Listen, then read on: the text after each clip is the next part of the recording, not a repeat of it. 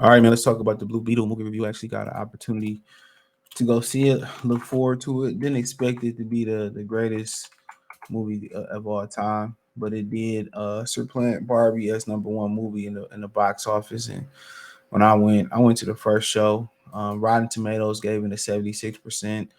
IMDb gave it 6.8 out of 10. Um, it was good. I heard some guys have some issues with it because the scarab was a female voice, and I'm guessing in the comics it was a male voice. So it was a Latino based movie. Um, but I was surprised they were reprising this. You had people saying that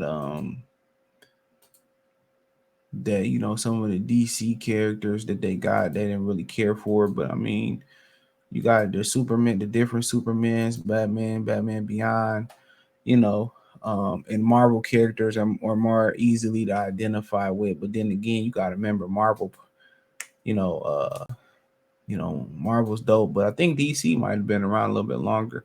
They had the original, Aquaman was the original one, and Marvel bit off Aquaman by rolling with I forget their version of Aquaman. I forget it. No, my bad. Yeah, they had man, Jesus, I can't remember the dude's name, the water guy from Marvel. Neymar. Yeah, Neymar. I think Aquaman came before. Neymar came before Aquaman. Excuse me. I think I could be. I think that's the way it went. But um, so long story short, um, you know, basically, you know, the Blue Beetle Miguel. He plays in Cobra Kai. That's where a lot of people know him from. You know, he basically graduates from college, finds out his family losing the house. He went for pre-law, you know, and so my sister get him a job cleaning a hotel or cleaning a business office, excuse me. He get involved in some business he wasn't supposed to be in and trying to help somebody out. He end up getting fired by, by her family member, her, and then she actually says she can give him a job. He meet her down there. She trying to steal the scarab uh, from Victoria Core. That's Suzanne Sarandon. She's a great actor, by the way, great in this movie. And she gives him the scarab. Now, she was trying to use the scarab, Victoria, to create an army, but the scarab's power only activates when they find a select chosen human. So she tell the Blue Beetle guy not to open the goddamn scarab box. You know, he didn't. He listened to Jenny Cord, which is Victoria's niece, where they both run the company together because Jenny Cord's dad was the original. Well, he was the kind of like the Blue Beetle, but the Blue Beetle didn't choose him, so he created little funky inventions to act like he was the Blue Beetle. So he get home and his sister, right here is played by Melissa Escobedo, Myra Reyes. His family convinced him to open the box. He wasn't gonna open it.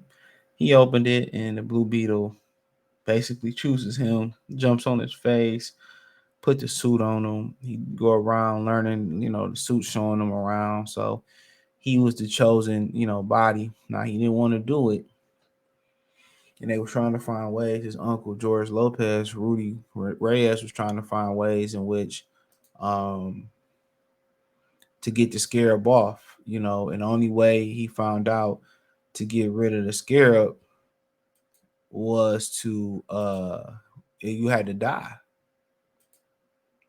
So yeah, you had to die for you to get rid of it. Long story short, he found that out, and then the Victoria Core lady wanted him to she wanted the Blue Beetle power, so she wanted to extract the power of the scarab through him. You know what I'm saying? So Then they got to come save him, and then he ended up beating her genetically modified, robo soldier and shit. So yeah, it wasn't nothing like it wasn't boring. It wasn't boring. It was a good action pack fight. I think the Flashpoint, it had some dead points in here. This didn't have too many dead points. The acting was phenomenal. It was witty, it was funny. It was a solid like 6, 5, 7 type of movie. It was solid for what it was. It was solid for what it was. It wasn't an abundance of information. It was more just, it was action, it was humor. You had a couple serious points, whatever. And we know Miguel from Cobra Kai is a great actor. Um, so he did his thing. The acting was great. Um, and it surpassed Barbie. So, um, which Barbie been reigning supreme for a long time. Um, but but yeah, it was a really solid movie. I like DC. And I like Flashpoint too. FYI, I did like Flashpoint. But like I said before, I think Ezra Miller turned off a lot of people. And once you kind of see how people work, especially white people, when they feel like you got did wrong, because I know a lot of them was mad at Chris Pratt for how he did old girl Anna Fierce and shit. Like, I know dudes that was white guys that was complaining how he did Anna Fierce, and I'm just looking like, bruh, I'm not gonna support a movie because of what Israel Miller did and what Chris Pratt did. I don't care. I don't care. I just want to see the movie. As long as you ain't said nothing racial or that affect me, I don't really care, to be honest. Women level up on dudes all the time. But this was a really good movie. I would say go see it. Yeah, I enjoyed it. It wasn't nothing, out the ordinary, but the effects was great. The storyline was solid. The acting was great. You gonna laugh. A few serious moments, not too much excessive violence or nothing like that. So, really solid movie. Let me know what you girls and guys think in the comment section. If you haven't seen or you do see it, come back to the comment section and let me know what you girls and guys think. Check my movie review playlist out.